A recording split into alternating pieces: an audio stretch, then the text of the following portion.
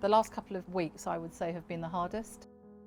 I think my low-carb diet has gone a bit out the window. Every day is another day, but it's really tough at the moment. God, it's not even a new motor. Look at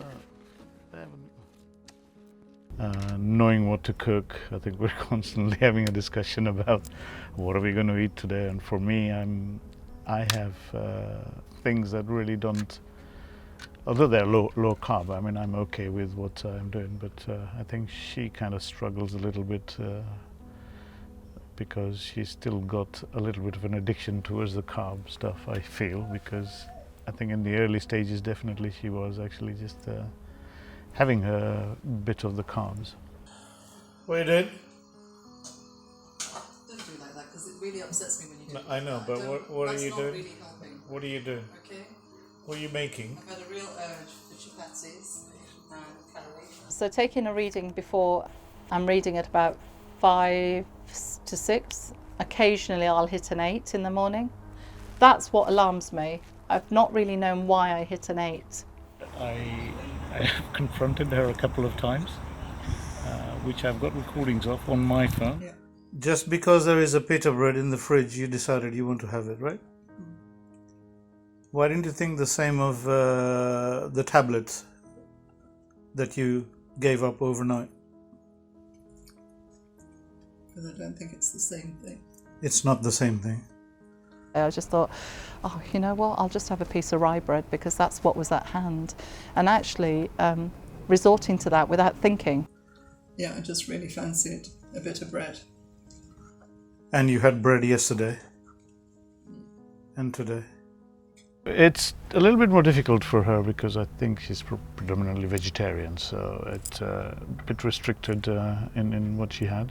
Every so often we'll have a bit of a blast about it because I'll say, oh, it'd be really nice if, oh, well, I can't make anything out of it, nothing. And it's the same old story. And I know I feel like I'm moaning about it, but it feels really hard when you're doing it alone. You know, throughout our lifestyle, we've never planned what we're going to eat for a week. So we just, it's just there was enough food around, but now it's a different ballgame. I think the whiteboard session and the brainstorming of that will be really useful because I think it will just help us both to reconnect to what it was that we both signed up to. I think that's really key. So I'm really looking out for the whiteboard. Because ultimately, if this doesn't reverse BP, there is going to be nobody in the kitchen. There is going to be nobody in the kitchen. Then you are on your own, boy. So, yes, you want to lose weight, but I want to do that. But we also want to have a good life together. Okay, just make a plan rather than elaborating on it. What is it you want me to do? And let's work it together and we'll go with it. No, it's not what I want us to do. I want us to be able to work together. Yeah, okay, I agree. So, but it doesn't mean that I come up with all the ideas. Okay, where would you like help? Because I don't know where to give help. So where would you like help? Food. Food as in? Think about food, what we're going to eat. Okay, so I can decide on what menus we can have, or we can decide, and then we go shopping when we implement it, right? Yes. What I'm hoping for is a bit of a reconnection of where we were a few weeks back, on almost just drawing from back to what it is both of our goals were. When we do have a bit of a blast about it, or we do have a discussion about it, it's very much like, well, I'm doing it for you. And it's almost like he's doing me a favour, and I'm thinking, well, no, we're doing it for us. This is us together. So we always struggled to find something that was like a joint thing that we both enjoyed doing. I loved walking. He doesn't love walking.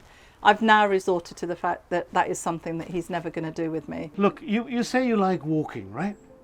Yeah. I hate walking the streets, right? I walk the golf course. There's still a common denominator there, a walk, right? No. So it works both ways. I'm doing my but that's not a walk as a walk. It's a walk following a ball. This is a real good overhaul of just how we both live. We do live very individual lives, but every time we come back together, I don't want the food just to be the only thing that takes over. In terms of Anita, I think she's somebody who's tried really, really, really hard and clearly had some other health issues at the diagnosis, and it may not have been the right time for her to consider this approach. Whereas now she's through those health issues, it's perfect timing for her to really reconsider about how she's managing her diabetes. So we're actually going to have a go at canoeing today, so out on the water. I have no idea what to expect. I'm not a fan of water or swimming for that matter. I suppose what we're trying to do is actually get Urmita to try different things, and in many ways it's very similar to the challenges she's facing managing her diabetes. It's definitely my project. At the moment I feel like BP's a hanger-on. I don't know how long I have him on board, and I'm trying to keep him as part of my project, really. It started off as her project, I admit it, but I think I have a lot of influence in this. To a certain extent, I also have made a project out of this for myself. Just paddling. Oh, you're doing U-turns as well. It's fun, isn't it, Dolly? Huh? You enjoying it? It's not too difficult. I never used to look at the outdoors in such a different way as I do now. It's a partnership, you work together, you train together, you have the same level of fitness. Today was amazing. Kayaking was so superb. I loved it. I think out of all the days that you filmed me, today I was my happiest. She did well. She did well. I liked her pirouetting every now and again. Every time I turned around, she was doing a 360. Will we do it again? Just want to see if my arms will swing tomorrow on the golf course after that paddling. Might give you a better swing. She won't be happy until I say yes. River Thames, here we come. To share a challenge is always helpful, because I think it's useful for people to see that it's also difficult to, you know, sometimes we face the same challenges. I think when we've had a face-to-face, that has really helped. Hence the reason I popped in the face-to-face call. Yeah. I think sometimes I feel quite demanding of your time. You know, this is a huge learning curve for lots of people, and it is discovering what foods impact your blood glucose levels. Seriously, it was as simple as that. You said 2 words and I went away and I used it as my little goal. I thought, how will I know? Try it, check your bloods. If it goes high, then you crawl back a little bit.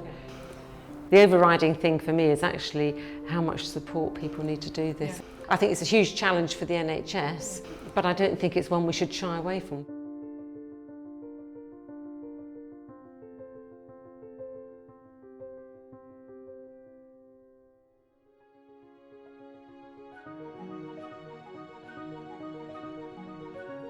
I want him to realise that he's such a key part of this, and that his support is really a massive support just for me. I mean, I can argue with everyone else around me, but I'd rather argue with him on where we're going. She is the reason why I am here. For Lorraine to come on stage, it was really important that we showed that it was a team thing. People need to do this. It is not something I believe you can do on your own, because you need somebody to keep reminding you, saying you're doing well, the praise, etc., the sort of constant feedback. How we've got to where we are and how determined we are. She has had the rough side of me as well, and she knows that it hasn't always been easy. I think they were able sort of really to describe quite eloquently the sort of struggles they've had as a couple, really. I'm quite excited about this right now.